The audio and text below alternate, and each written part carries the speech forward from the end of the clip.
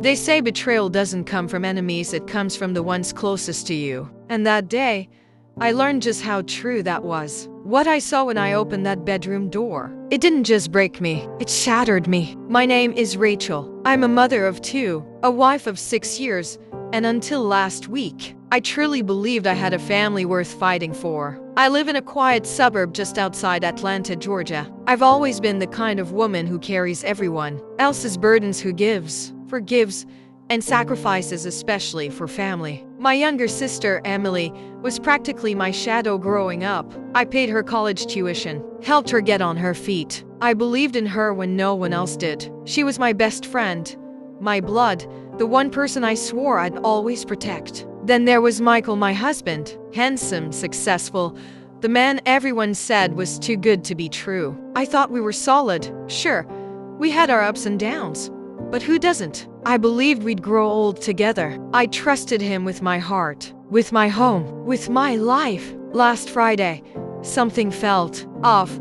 I left work early. No particular reason, just a strange heaviness in my chest. You know that feeling you get when your soul is trying to warn you? I pulled into the driveway. The house was too quiet. The kids were at school. No music, no dishes clinking, no TV humming in the background. Just silence. I called out. Nothing. I climbed the stairs slowly, my heart pounding with every step. Then I opened the bedroom door and everything stopped. There they were, Michael and Emily, tangled in each other, in our bed. I didn't scream. I didn't cry. I didn't even blink. I just stared, frozen in disbelief, as the 2 people I trusted most destroyed me without a word. I left. I picked up my kids from school, grabbed a few essentials, and disappeared to a friend's house. Michael's been calling non-stop. He's sorry, Emily. She hasn't even tried to reach out. No apology, no explanation, just silence. I told both sides of the family. And do you know what my mother said? Rachel, calm down. Don't do anything drastic. Calm down. I want a divorce. But everyone's trying to talk me out of it. Think of the children, they say. But what about me? What about the woman who paid her sister's tuition just to walk in on her sleeping with her husband? And just when I thought I had cried my last tear, I saw something. A message on Michael's phone. A name I didn't recognize. A photo that didn't make sense. It wasn't just Emily. This betrayal, it goes deeper. I stared at the message on Michael's phone, hands trembling. I hadn't planned to look through it. He came to my friend's house unannounced, claiming he just wanted to talk. He begged, cried, told me he made a mistake, that it meant nothing. But while he was in the kitchen getting water, I opened his phone, and that's when everything fell apart. Again, the message wasn't from Emily. It was from someone saved as baby girl. I clicked it, and what I saw, my stomach turned. Photos, screenshots, hotel bookings, voice notes, and one line that kept repeating over and over in the chat. She'll never find out, babe. Just be patient.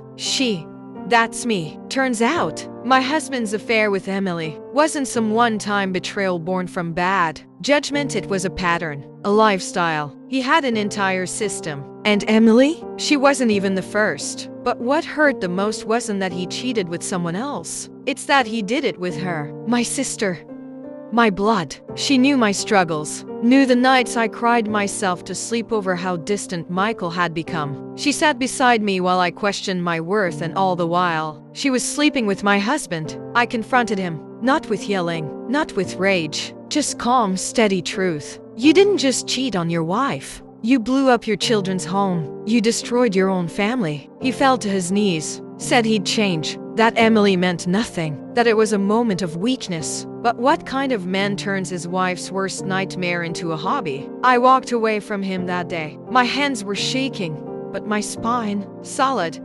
I didn't have time to be weak. Not anymore. I knew what had to come next. But I also knew there was one final conversation I needed to have before I filed the divorce papers. Emily, she had been avoiding me, blocking my calls, ignoring my texts. So I went to her dorm, waited by her building like a shadow in the wind. When she came out, headphones in, laughing with some friends like nothing had happened, I stepped in front of her. Her smile vanished. Why? I asked. She blinked, swallowed. Rachel, don't lie.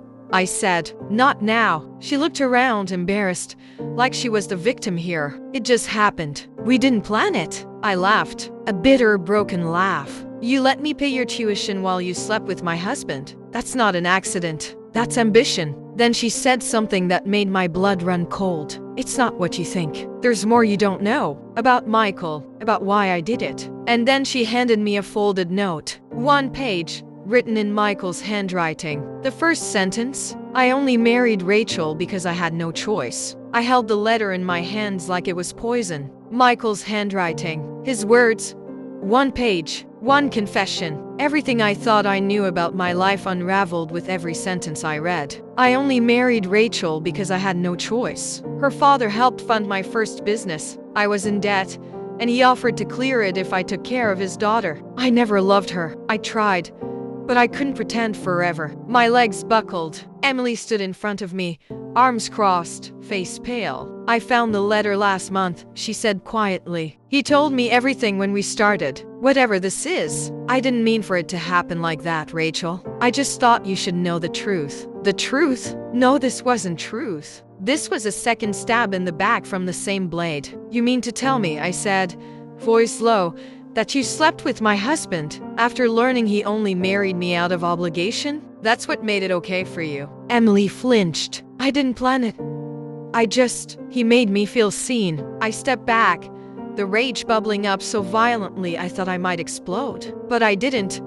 I wouldn't give either of them the satisfaction. You two deserve each other, I said. Rot in your little fantasy. I walked away. That was the last time I ever spoke to her. That night, I sat alone in my friend's guest room, staring at my kids sleeping beside me. I thought of the years I gave, the dreams I buried, the money I poured into Emily's education, the support I gave Michael when no one believed in him. And in return, I got betrayal, lies, and a man who never loved me. But you know what? That letter didn't break me. It freed me. I filed for divorce the next day. No more family meetings. No more guilt trips from my mother. I chose myself. 3 months later, I moved into a new apartment with the kids. It's smaller, but it's peaceful. Michael still calls sometimes, begging to talk. I don't pick up. He lost the right to my attention. The day he gave his heart and body to someone else under my roof. Emily, she dropped out of school. Word spread. Our family turned cold on her. Actions have consequences. As for me, I'm rebuilding. No more sacrificing for people who would never do the same. No more being the woman everyone leans on while no one checks if I'm okay. I've started therapy. I've found a new job. And slowly,